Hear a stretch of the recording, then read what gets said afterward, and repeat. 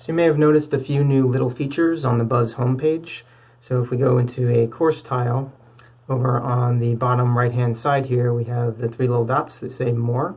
If we click on it, we have the options to edit course nickname, hide course, and create a copy of a course. If we want to edit the course nickname, we can give it a nickname. So if we want to do any kind of nickname,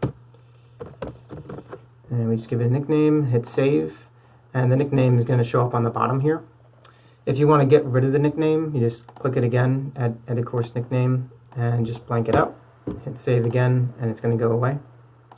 Hiding a course, that's just like if we went up here to manage courses and we chose to hide the course from there, but we could do it quickly here by just clicking hide course, and we confirm it by clicking hide, and it's going to go away.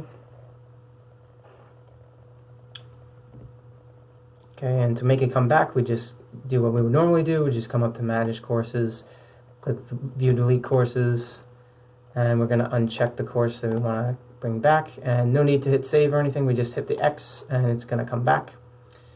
And the last feature is we can create a copy of the course. Now, creating a copy of a course, that's useful for if, let's say, you like the way that the course is going, like you like the pacing of it, you liking all the resources that you're putting into it, but you don't really have much time to right now to put everything into your library and to really manage it that way.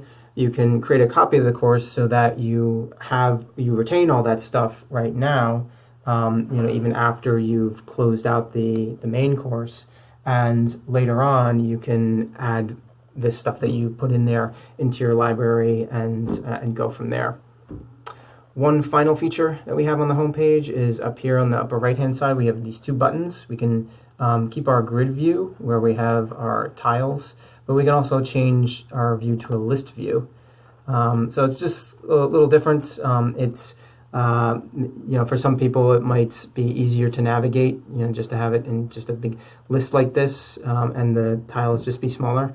But we retain everything that we have and go quickly to the grade book and the activities and certainly the course editor right there. So there's just a few more options that we have available now in the homepage.